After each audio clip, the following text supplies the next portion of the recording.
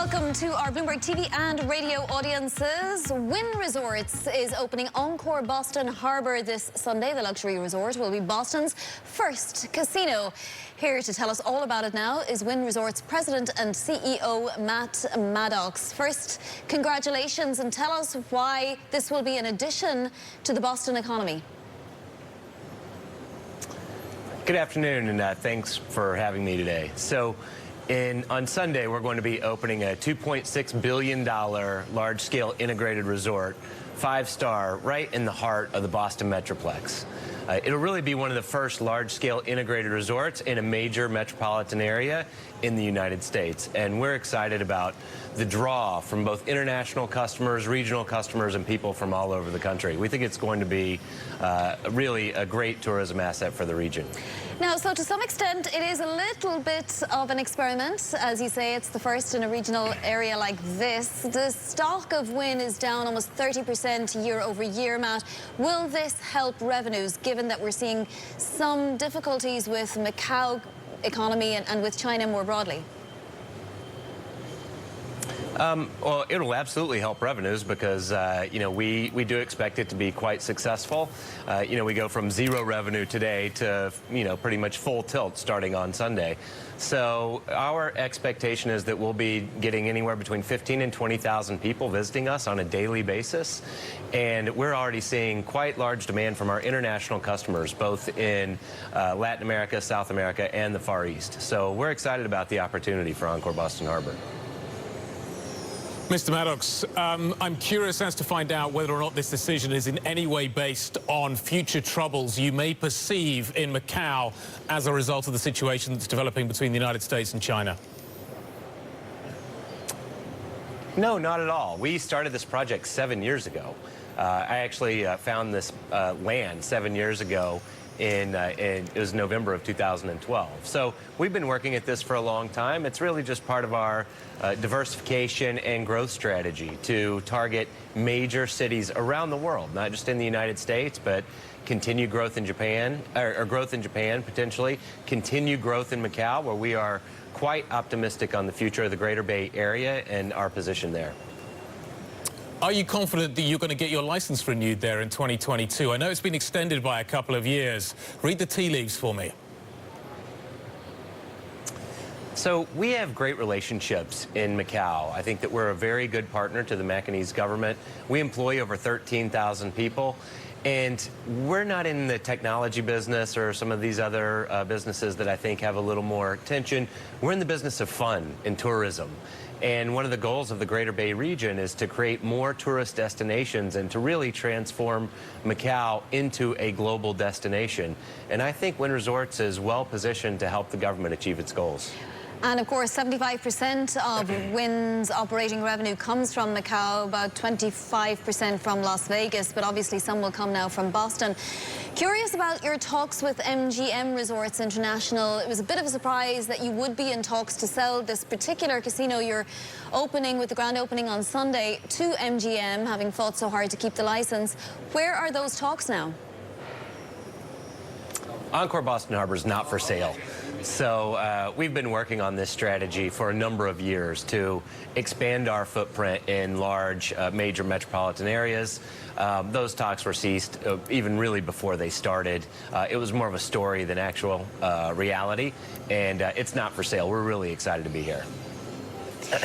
And so what will be the next regional area that you will attempt to open in? Presumably this is a new frontier for Wynn. After Boston Harbor, where are you setting your sights? Again, we're continuing to focus on our growth pipeline in Las Vegas, where we're opening a new 400,000 square foot convention center, a new golf course, 3 new restaurants, and a new nightclub within the next 9 months.